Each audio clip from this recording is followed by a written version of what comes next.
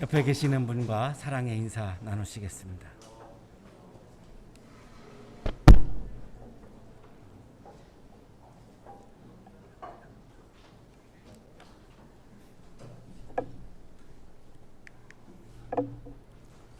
유대인들은 이집트에서 430년 동안 노예로 살았습니다. 430년 만에 자유를 이제 찾아서 가나안 땅으로 갑니다. 유대인들은 과거에 하나님은 우리를 구원해 주시는 분이시다, 이거를 역사에서 분명히 경험을 했습니다. 그건 굉장히 값진, 그들의 신앙을 형성하는데 굉장히 값진 그런 역사 중에 하나입니다. 왕 때문에 노예로 살았기 때문에 이제 가나안 땅에 와가지고 왕을 두지 않고 12지파 평등 공동체로 살고 사사를 리더로 세우면서 살다가 왕정을 시작합니다. 사울, 다윗, 솔로몬, 이렇게 왕정이 이어져 가죠. 왕정이라고 하는 것 자체가 이 권력이 부패할 수밖에 없는 요소가 있기 때문에 결국은 우리가 지난 시간에 묵상했는데요. 솔로몬 왕 때 북왕국 남왕국으로 이제 분열을 합니다. 분열을 하면 힘을 굉장히 이제 약해지고 잃어버릴 수밖에 없죠. 우리가 공동체에서 가장 위험한 거, 조심해야 하는 거가 분열이죠. 그래서 북왕국은 이제 주전 722년에 당시 강대국인 이제 아시리아, 그 사람들은 철기 문명을 가지고 있었기 때문에 이게 뭐 상대가 안 됐습니다. 그래서 아시리아에게 이제 멸망을 하고, 남왕국은 이제 주전 586년에 완전히 세계적인 제국으로 떠오른 바벨로니아에 의해서 이렇게 멸망을 합니다. 이 바벨로니아는 오늘날로 말하면 이제 이라크에 해당을 하죠. 근데 문제는 하나님이 계시다라고 믿고 있었던 성전이 완전히 폐허가 되어버린 사건입니다. 바벨로니아에 의해서 성전이 다 무너졌습니다. 이게 솔로몬 때 세웠던 성전 제1성전이죠. 이거를 어떻게 해석할 방법이 없습니다. 하나님이 계시는 성전이 어떻게 해서 무너질 수 있지? 이 신앙적인 질문을 하지 않을 수가 없죠. 우리가 살면서 개인적으로 참 이해할 수 없는 어려움들이 우리에게 다가오는데, 성전이 무너진 사건은 뭐 우리가 몸이 아프거나 경제적인 공공에 처하거나 이거하고는 비교가 되지 않는, 이해할 수 없는, 해석할 수 없는 그런 사건입니다.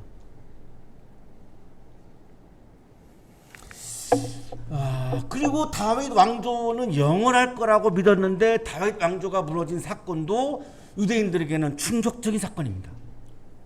왜냐하면 성전도 하나님이 세우신 거고 다윗 왕조도 하나님이 세우신 거라고 하는 믿음이 있었습니다. 근데 하나님이 세우신 성전이 무너진다, 하나님이 세우신 왕조가, 다윗 왕조가 무너진다, 해석할 방법이 없는 거죠. 이 역사를 어떻게 해석할 방법이 없는 겁니다. 그리고 이제 바벨로니아의 포로로 이제 끌려가서 바벨로니아에서 이제 노예로 살죠. 그 바빌로니아 강가에서 고향에 가고 싶은 그 막 노래를 부르죠. 그 노래가 그 베르디가 작곡한 히브리 노예들의 합창이 바로 그 장면입니다. 이 바빌로니아 강가에서 하나님, 우리가 고향에 가고 싶습니다. 금빛 날개를 가지고 고향에 가고 싶어요. 이런 노래를 막 부르죠. 그리고 주전 537년에 고향으로 돌아오게 됩니다. 근데 이게 본인들의 어떤 힘으로 돌아온 게 아니에요. 이것도 해석하기가 어려워요. 이 유대인들로서는. 당시에 강대국이었던 바빌로니아가 새로운 제국으로 떠오른 페르시아에게 망합니다. 이 페르시아는 오늘날로 말하면 이제 이란이죠. 그러니까 페르시아가 바벨론을 물려치니까 갑자기 페르시아의 노예로 바뀌어버린 겁니다. 유대인들은. 그런데 이 페르시아의 고레스라고 하는 왕이 유대인들을 고향으로 가게 해준 거예요. 바벨로니아 강가에서 그렇게 고향 가고 싶다고 노래를 불렀는데 그 간구가 이 현실로 이루어진 거죠. 어쨌든 노예이긴 하지만 고향으로 돌아온 거예요. 주전 537년에. 그리고 주전 515년에 성전을 짓습니다. 제2성전입니다. 이걸 스룹바벨의 성전이라고 부릅니다. 1성전은 솔로몬이 세운 솔로몬 성전이고 2성전은 스룹바벨의 주도에서 세워진 제2성전 스룹바벨의 성전이죠. 그 성전을 짓고 나서 거기서 이제 예배를 드리게 되죠. 오늘의 성서 일과는 그 예배를 드리기 위해서 성전으로 올라가면서 부른 노래입니다. 그때 그 심정이 어땠을까가 오늘 성서 일과에 굉장히 잘 나타나고 있는데요. 이 성전에서 예배를 드리면서 이 유대인들이 성찰을 하기 시작합니다. 우리가 하나님의 백성인데 어떻게 해서 우리가 나라를 잃어버렸지? 아니 어떻게 이방인의 하나님을 믿지도 않고 예배하지도 않는 이방인에 의해서 우리가 파멸할 수가 있지? 어떻게 해서 이방인에 의해서 우리가 혐오하는 죄인 중에 죄인이라고 하는 사탄이라고 부르는 이방인들에 의해서 어떻게 성전이 무너지고 타기당주가 무너질 수 있지? 이런 질문을 던지는데 답이 없는 거죠. 왜냐하면 이방인 그러면 접촉해도 안 되는 불결한 사람들, 혐오스러운 사람들이라고 하는 것이 당시 유대인들의 이방인들에 대한 생각입니다. 그래서 이방인들과 접촉하면 법에 저촉되게 되어 있었습니다. 그 정도로 불결한 사람들, 부정한 사람들에서 혐오한 사람들인데 어떻게 그들에 의해서 망하고 또 그들에 의해서 예루살렘으로 돌아오고 그들에 의해서 자기들의 역사가 좌지우지되어 가는 이런 상황 자체가 해석할 방법이 없는 겁니다.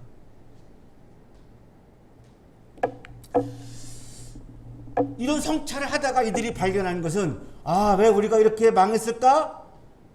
모세 때 우리가 하나님과 계약을 맺었는데 우리가 하나님의 율법을 잘 지키겠습니다. 우리는 하나님의 백성입니다. 하나님은 우리들의 주인이십니다. 이런 계약을 모세 때 맺었는데 과연 우리가 그 약속과 계약을 이행했는가를 돌아본 거죠. 돌아봤더니 하나님과의 계약을 어겼다라고 하는 결론을 내리는 겁니다.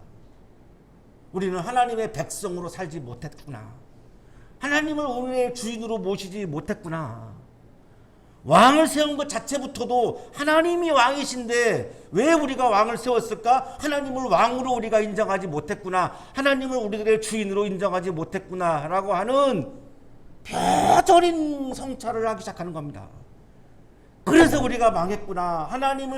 하나님 신앙이라고 하는 우리나라의 가장 중요한 전통, 이 신앙의 전통을 잃어버렸기 때문에 우리가 이러한 고난에 직면하게 되었고 나라를 잃어버렸구나라고 하는 깊은 성찰을 한 겁니다. 그러고 나니까 역사를 다시 써야 될 거 아니겠습니까? 그래도 역사서가 있었죠. 그 당시에 열왕기 사무엘 상하, 열왕기 상하라고 하는 이스라엘의 역사를 기록해 놓은 역사가 있었는데 그건 신앙의 관점이 아니라 정치적인 관점에서 기록한 역사서입니다. 자, 이제 신앙의 관점에서 다시 역사를 쓰자. 그래서 다시 쓴 역사서가 역대기입니다. 역대기.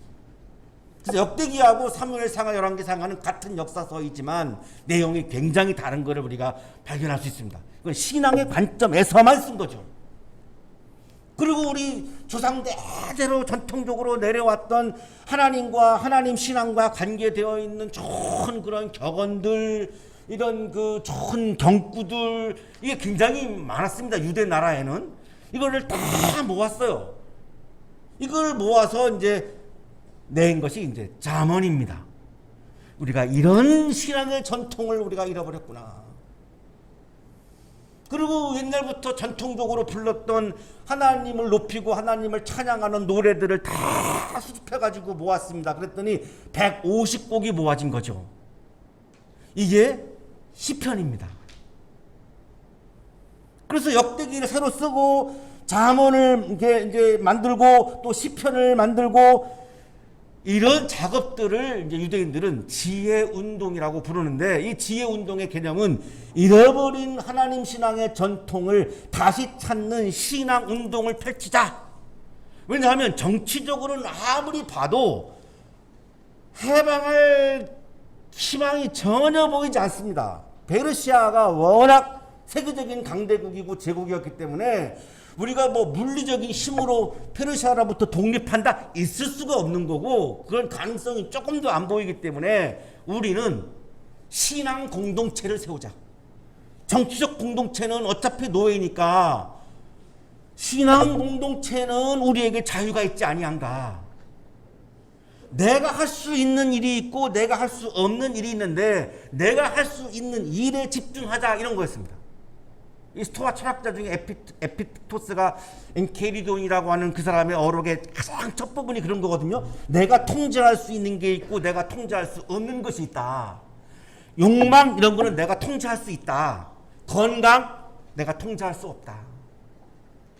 내가 원치 않게 아플 수 있다. 내가 통제할 수 없는 것에 대해서 피하려고 하지 말아라. 그 피하려고 해서 피할 수가 없는 거 아니냐. 내가 할 수 있는, 내가 통제할 수 있는 내 권한 안에 있는 것에 집중을 해라. 거기에 행복이 있다. 그분은 그런 얘기를 하는데, 자, 유대인들도 지금 정치적으로는 어떻게 할 수가 없습니다. 군사적으로 어떻게 할 수가 없습니다. 그러나 신앙의 자유는 있습니다. 페르시아가 그거는 존중해줬습니다. 성전을 지을 때 막 돈도 줬습니다. 굉장히 포용 정책을 핀 거죠. 이 고레스라고 하는 페르시아의 왕이. 신앙의 자유는 있으니 신앙 공동체를 다시 새롭게 세우자. 신앙이 회복되어지는 신앙 운동을 우리가 펼쳐나가자. 이것이 지혜운동입니다. 지혜운동의 내용이 역대기하를 다시 역사를 쓰고 잠언을 모으고 또한 노래를 모아서 시편을 만들고 하는 것이 지혜운동의 내용이었던 거죠. 그래서 시편은 제2성전 스룹바벨의 성전에서 하나님을 찬양했던 그런 찬송가 책이 시편입니다. 우리가 지금 구약성서라고 이렇게 부르는데요. 히브리인들은 이 유대인들은 히브리 성서를 가지고 있죠. 그 히브리 성서에는 시편의 원 제목이 테힐림, 히브리어로 테힐림이라고 되어 있습니다. 이 테힐림을 그냥 직역하면 찬양의 노래 이런 뜻입니다. 왜냐하면 그 당시 그들에게 시편은 노래책이었습니다. 우리는 지금 악보가 없기 때문에 그냥 시라고 부를 수밖에 없는데 그들은 다 그 멜로디를 다 알아요. 150곡의 멜로디를 다 알아요. 우리가 아리랑 악보 안 보고 부르는 것처럼 유대인들은 시편 150편을 다 그냥 부릅니다. 악보 없어도. 그러니까 그 노래죠, 노래. 그래서 테힐림을 우리가 번역하면 찬양의 노래다. 하나님을 찬양하는 노래집이다. 이런 뜻입니다. 그러니까 노래책을 다시 모아서 성전에 가가지고 이 시편을 가지고 찬송을 부르는 거죠. 세계적인 구약 주석가인 버나드 앤더슨이 아예 그냥 단정적으로 시편은 제2성전에서 불렀던 찬송가 책이다라고 이렇게 설명을 해줍니다. 이렇게 볼 때 시편서를 제2성전 시대의 찬송가 책이라고 보는 것이 가장 적절하다고 할 것이다.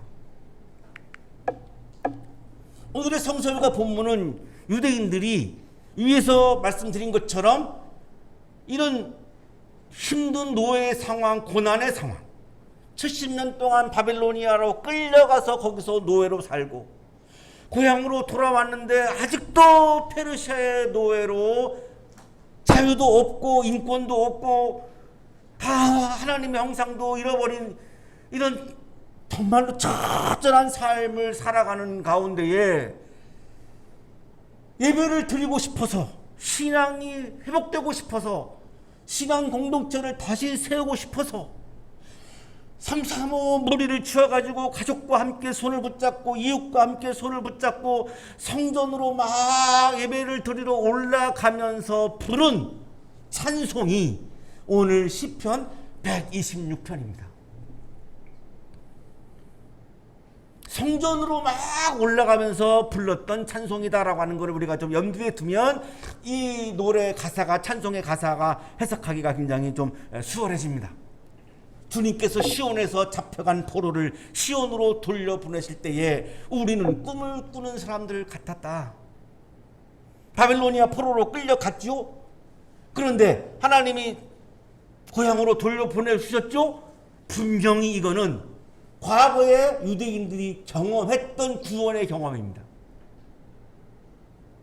이건 분명히 이건 미래적인 사건이 아니라 과거에 있었던 거죠. 지금 고향에 와서 지금 성전으로 가고 있으니까요. 70년 동안 노예로 살았는데 아무런 희망이 보이지 않았는데 바빌론 강가에서 하나님 우리 고향에 가고 싶어요. 그렇게 터tur하게 노래를 불렀는데 70년 만에 하나님이 그 간구를 들어주셔서 지금 고향으로 돌아와서 세상에 성전을 다시 짓다니, 이게 얼마나 힘든 일입니까? 성전을 짓는 일이. 그런데 성전이 완공이 됐습니다. 그리고 그 성전을 향해서 막 올라가고 있는 이 상황에서 과거를 돌아보니까 분명히 하나님은 우리를 구원하시는 분이 틀림이 없거든요. 이거를 지금 이 과거의 구원의 사건을 지금 기억하는 거죠.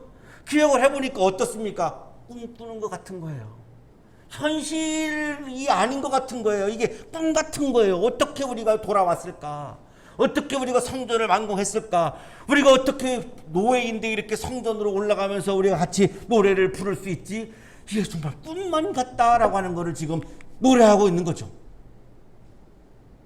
하나님은 분명히 과거에 우리를 구원해 주신 하나님이시다라고 하는 것을 이 노래를 부르면서 다시 한번 이 신앙을 다시 한번 되새기고 이 신앙을 다시 한번 다지고 있는 그런 상황이죠.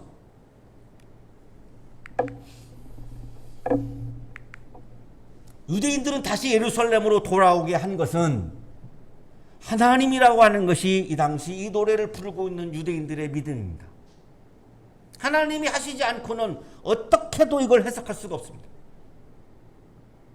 말이 안 되죠. 어떻게 이게 돌아옵니까? 자기들이 무슨 독립운동을 한 것도 아니고 무슨 뭐 독립군을 형성해가지고 뭐 싸운 것도 아니고 어떻게 돌아옵니까? 돌아올 수가 없는데 어떻게 세계적인 강대국 바벨로니아가 어떻게 하루아침에 무너집니까? 이것도 있을 수 없는 일이고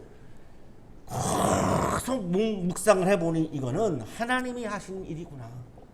하나님이 하신 큰 일이구나. 하나님이 아니고서야 어떻게 이런 일이 벌어질 수 있다는 말인가. 이거를 신앙적으로 다시 확인을 하는 거죠. 그래서 이사야 예언자는 이 질문에 대해서 이렇게 답을 한 거죠. 고레스를 보시고는 페르시아의 왕이죠. 너는 내가 세운 목자다. 나의 뜻을 모두 내가 이룰 것이다. 우리가 그동안 이방인이라고 혐오했던 죄인 중에 죄인이라고 손가락질했던 고레스 왕이 하나님이 세우신 목자였구나.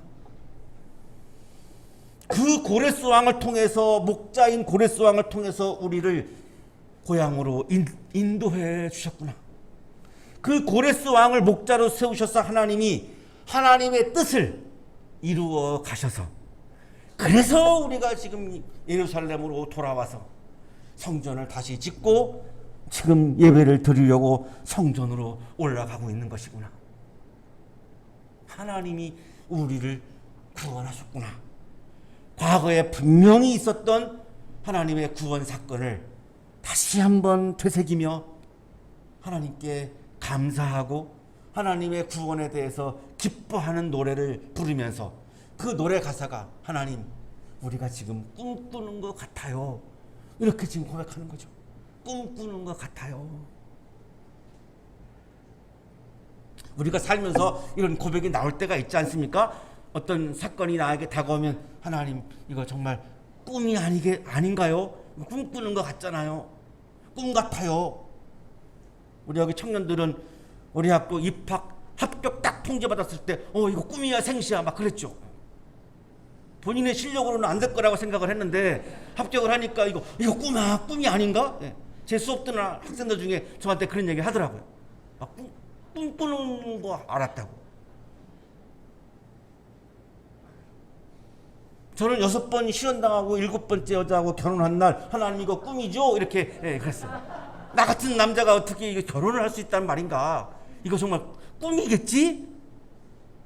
우리가 자꾸 잊어버려서 그렇지 돌아보면 과거에 꿈 같은 사건들이 많습니다. 하나님이 목자가 되셔서 나를 그렇게 인도하셔서 꿈 같은 사건이 나에게 일어나는 거죠. 그때의 우리의 입은 웃음으로 가득 찼고 하나님의 구원 사건을 회상하니까 저절로 이게 막 입이 벌어지는 거죠. 뭐 입이 귀에 걸린다고 그러나요? 이게 막 입이 벌어지는 거죠. 노래가 막 나오는 거죠. 찬양이 막 나오는 거죠. 그리고 고백을 하죠. 하나님이 우리의 편이 되어 주셨구나. 누군가가 나의 편이 되어 줄 때 굉장히 고맙잖아요. 든든하잖아요. 안심이 되잖아요. 누군가가 나의 적으로 다가오면 힘들잖아요. 불편하잖아요. 네, 나랑 같은 편이 되어주면 참 그게 든든한 거잖아요. 그런데 하나님이 편 들어주셨다. 이거를 누가 얘기했느냐? 다른 나라 백성들이. 이런 상황을 보면서 바빌로니아에서 노예로 살다가 7,000년 만에 고향으로 537년에 돌아가는 걸 보면서 다른 나라 이방인들이 얘기한 겁니다. 야, 하나님이 유대인들에게 큰 일을 하시네. 하나님은 유대인들의 편이 되어 주시네. 이가 생각이 난 거예요. 다른 나라 사람들이 그렇게 말한 것들을. 그래서 다시 한번 이거를 지금 성전으로 올라가면서 이걸 가지고 지금 노래하는 거예요. 하나님 우리 편이 되어 주셨네요. 하나님이 우리를 위해서 큰 일을 해 주셨네요.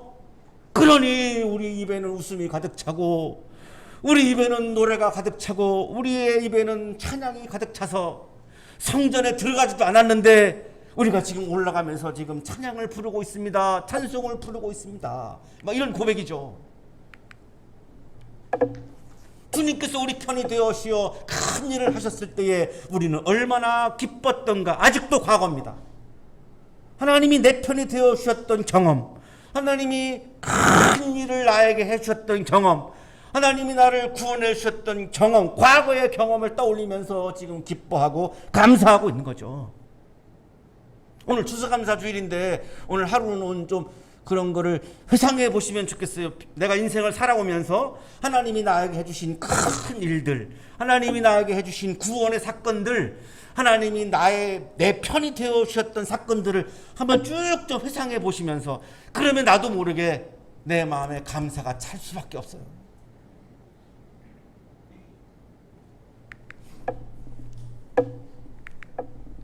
주님 네겝의 시내들에 다시 물이 흐르듯이 이 포로로 잡혀간 자들을 돌려보내 주십시오. 자, 이제 현재로 이제 옵니다. 4절은 지금 현재에 대한 고백입니다. 주님 네겝의 시내들에 다시 물이 흐르듯이. 네겝은 지도에서 보시는 바와 같이 남왕국 밑에 그리고 이집트 사이에 있는 사막지대입니다. 넓은 그냥 가도 그냥 사막입니다. 아무것도 없습니다. 그냥 모래사막 외에는 아무것도 없는 곳입니다. 그러나 수만 년 전에는 여기에도 물이 흘렀다고 합니다. 그런데 어느 날 사막이 되어버린 거죠. 그리고 지금은 이제 전혀 시냇물이 흐르지 않는 거죠. 유대인들은 지금 현재 자신들의 삶을 사막의 삶으로 지금 비유하는 겁니다.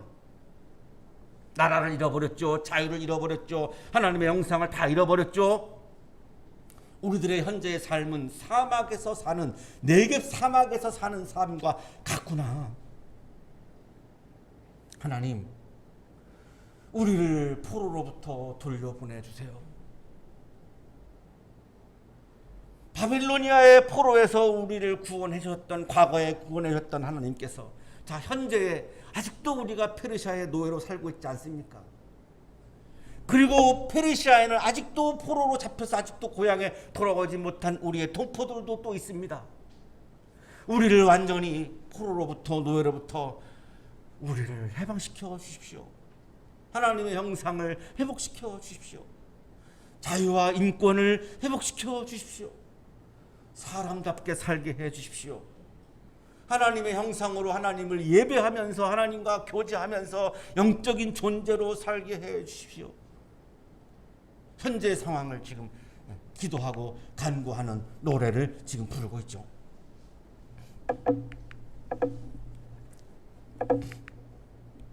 5절, 6절은 이제 미래에 대한 간구입니다. 미래에 대한 믿음이라고 보시면 좋을 것 같은데요. 눈물을 흘리며 씨를 뿌리는 사람은 기쁨으로 거둔다. 현재 우리를 포로로부터, 노예로부터 우리를 자유하게 해 주십시오 라고 간구하고 있는 현재의 그 간구는 믿음에서 나온 간구입니다. 어떤 믿음이냐?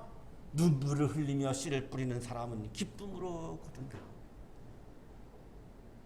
성전으로 올라가면서 하나님 그냥 단순하게 우리에게 은혜 주셔서 우리를 구원해 주세요 이렇게 한 게 아니에요. 이렇게 간구한 게 아니라 참 대단하죠? 우리를 뭐 해주세요 라고 끝난 게 아니고 하나님 눈물을 흘리며 씨를 뿌리는 사람은 기쁨으로 거두지 않습니까? 우리가 눈물을 흘리며 씨를 뿌리겠습니다 이렇게 간 겁니다. 이게 다 빼고 그냥 하나님 우리에게 그냥 은혜를 주세요 라고 우리가 기도할 때가 많아요. 유대인들은 그렇게 하지 않았어요. 간구한 다음에 내가 할 일을 말씀드린 거예요. 하나님한테. 하나님 우리가 눈물을 흘리며 씨를 뿌리겠습니다.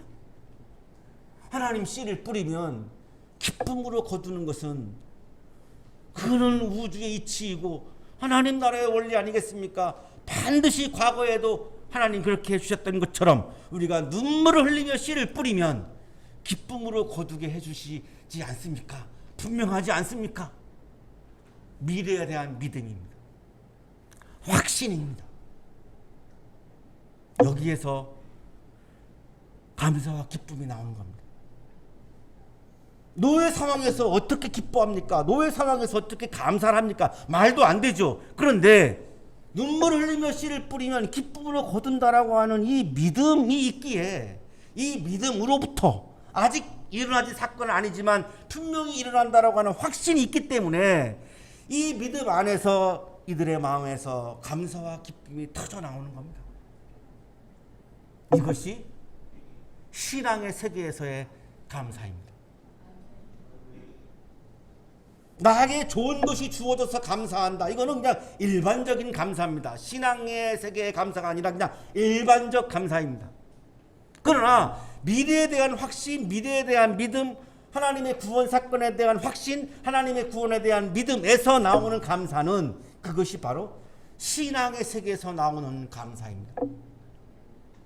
오늘 추수감사주일을 맞이해서 우리가 돌아봐야 하는 나의 감사의 믿음이 있는가를 돌아봐야 하는 부분은 이 신앙적인 감사이지 일반적인 감사를 이야기하는 것이 아닙니다.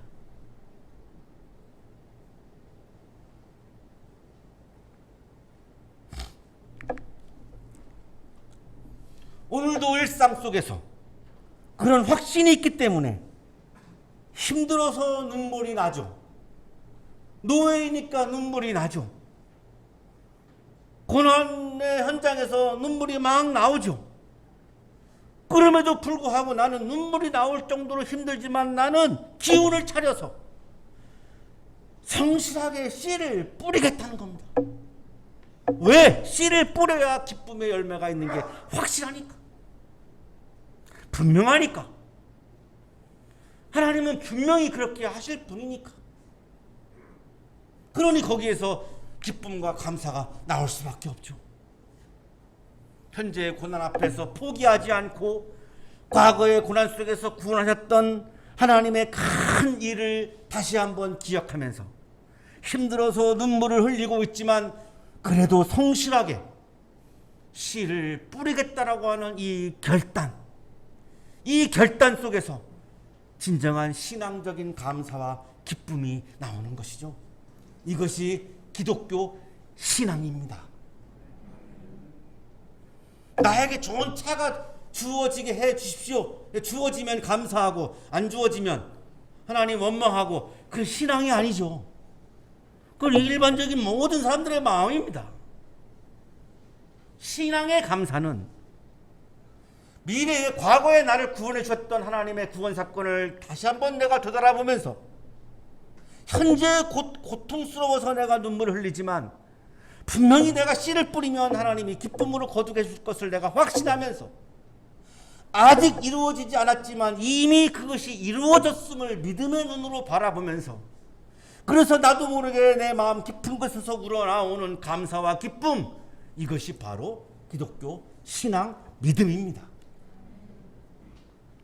구약 주석가인 바이저 교수가 씨를 뿌리는 것과 기쁨으로 거두는 것은 분리할 수 없다고 강조합니다. 눈물을 흘리며 씨를 뿌리는 것과 기쁨으로 거두는 것은 서로 분리될 수 없다.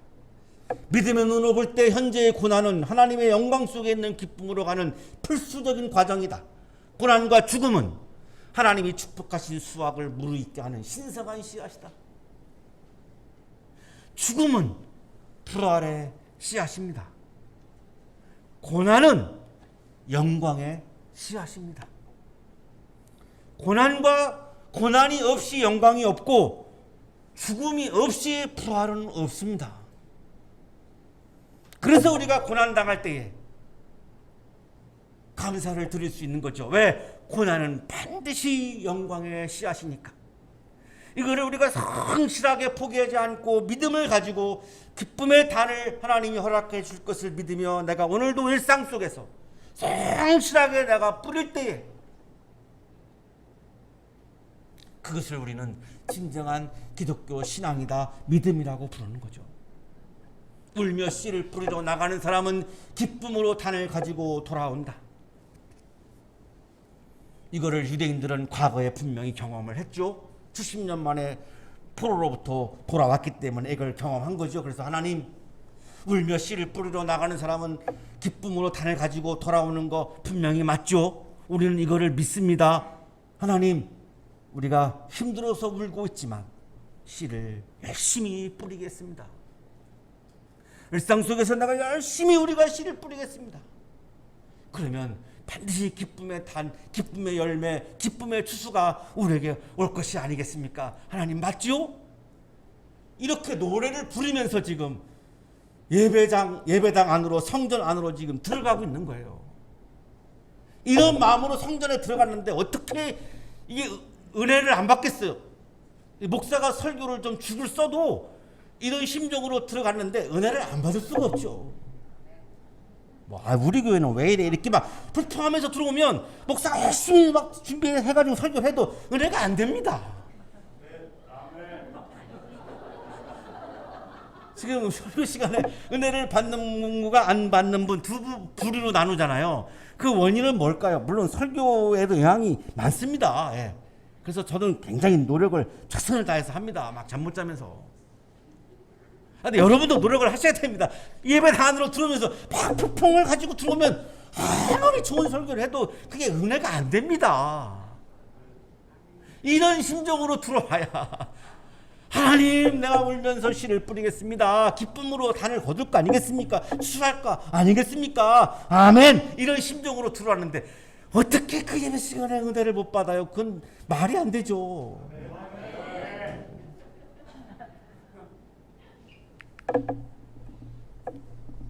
그냥 믿습니다만 가지고 나에게 구원의 사건이 온다. 이거 너무 추상적인 거죠.